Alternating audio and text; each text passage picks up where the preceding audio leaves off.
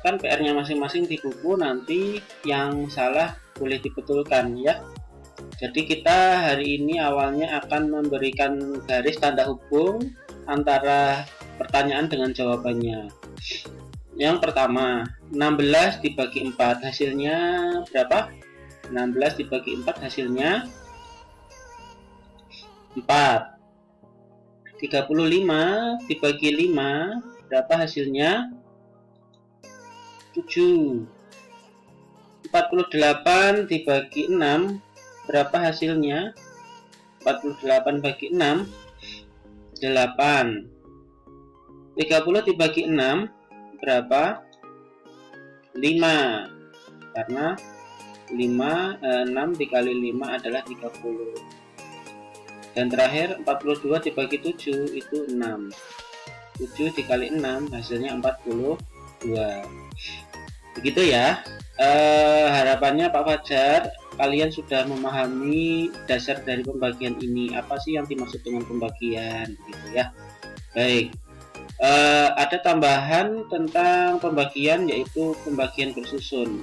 Ada perkalian bersusun, penjumlahan bersusun, pengurangan bersusun, dan ada pembagian bersusun.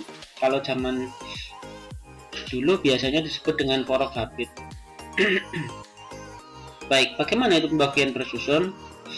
Begini, ini contoh awal dulu ya. Ada istilahnya pembagian bersisa. Ada 7 bola akan dimasukkan pada 2 wadah sama banyak. Berapa isi masing-masing wadah? Nah, ini ada kalimat, ada sama banyak ya.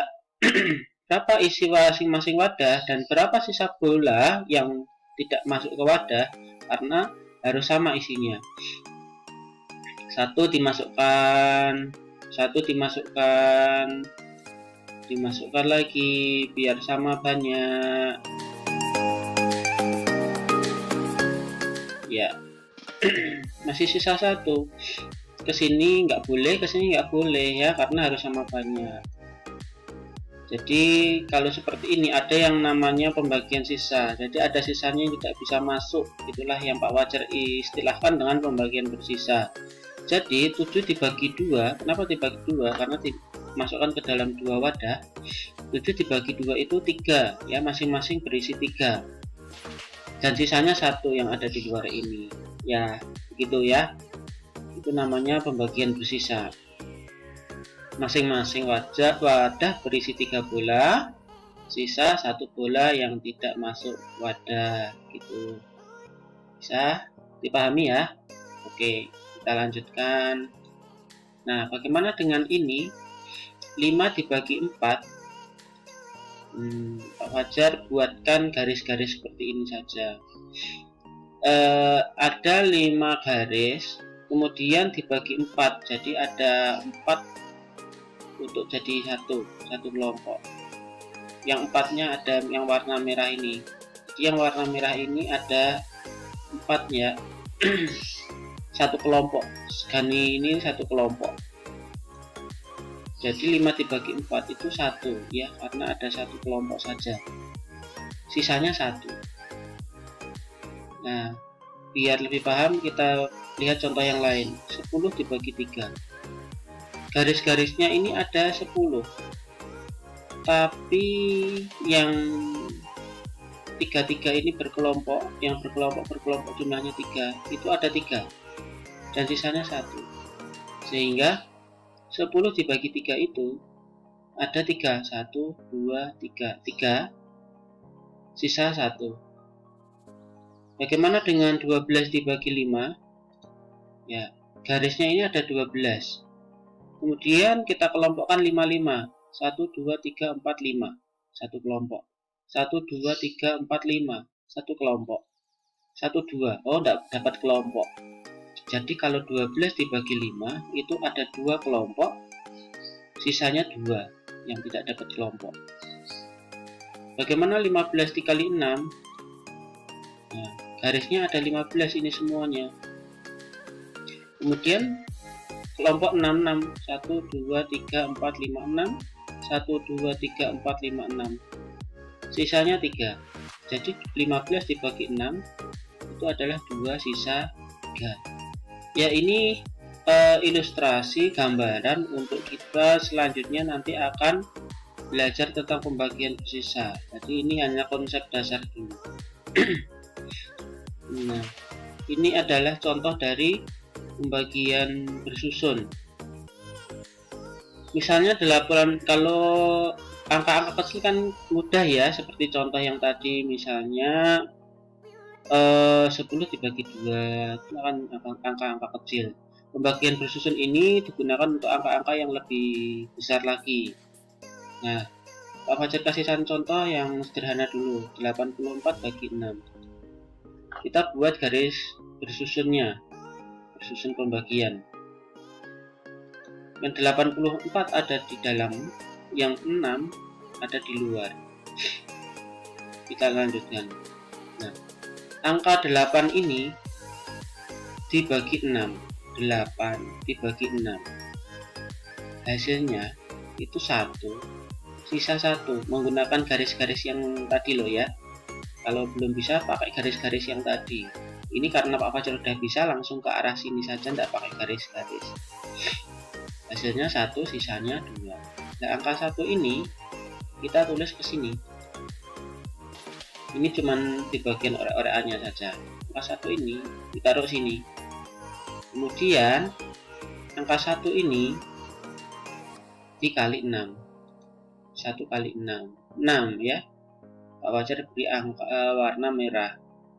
Warna merah. Kemudian kalau hasilnya 6, 1 kali 6 diletakkan di sini. Setelah 2 baris begini, 2 susun begini, kemudian dikurangkan. 8 dikurangi 6. 2 ya. Baik. Lalu masih punya angka 4. Angka 4 turunkan. Angka 4 turunkan, kita letakkan di sini. Menjadi bilangan 24. 24 dibagi 6. Kalau tadi 8 bagi 6, sekarang langsung 2 bagi 6 kan nggak bisa, langsung 24 bagi 6. 24 bagi 6 itu 4. Hasil kotaan begini kita letakkan di sini. Lalu 4 dikali 6. Ya, kalau sudah sampai di sini dikalikan lagi dengan 6. 4 kali 6 berapa? 4 kali 6 24. Warna merah. Kalau sudah, letakkan di sini. 24. Sudah 2 susun ya, 2 tingkat. Berarti seperti ini, sudah 2 tingkat dikurangkan. 24 kurangi 24, 0. Selesai. Kalau hasilnya sudah 0, berarti 84 dibagi 6, hasilnya yang paling atas ini. Bisa dipahami? Bisa ya? Semoga bisa dipahami. Kita tambah contoh satu lagi coba. 625 dibagi 5. Nah, ini yang Pak Fajar katakan tadi, bahwa pembagian bersusun itu untuk angka-angka atau bilangan-bilangan yang besar-besar ya. Tidak bisa dibayangkan gitu. Harus dihitung dengan cara. Baik. Kita siapkan dulu garis pembagiannya. Kemudian yang di dalam angka berapa ya? Yang di dalam sini angka 625, yang di luar angka 5. 6 dibagi 5 kayak tadi. 6 dibagi 5, 1, sisanya 1. Sisa ini tidak digunakan ya. Kita tulis saja hasil yang besarnya 1 gitu. Kemudian kalau sudah begini, diapakan? Dikalikan 1 kali 5. Taruh sini 5. Warna merah. Lalu kalau sudah 2 tingkat, diapakan? Dikurangkan. 6 dikurangi 5. 1, ya kan? Lalu angka 2 turun, ya kan? Jadi bilangan 12. 12 dibagi 5. Jawabannya 2, sisa 2, sisanya tidak dipakai. Kita letakkan angka 2-nya di sini. Lalu kalau sudah begini, 2 dikali 5, jawabannya 10. Nah, angka 10-nya kita letakkan di sini. Kalau sudah 2 tingkat begini, diapakan? Dikurang. Setiap 2 tingkat dikurang. 12 kurangi 10, 2 kurangi 0, 2, 1 kurangi 1, 0, tidak perlu ditulis. Lalu angka 5 turun, tadi angka 2 turun, sekarang angka 5 turun di sini. Nah, oke, menjadi bilangan 25. Kalau sudah, kita beri kotak di sini. Berarti kalau kita beri kotak kayak gini, diapakan? Dibagi. 25 dibagi 5 sama dengan 5. 5-nya kita letakkan di sini. Baik.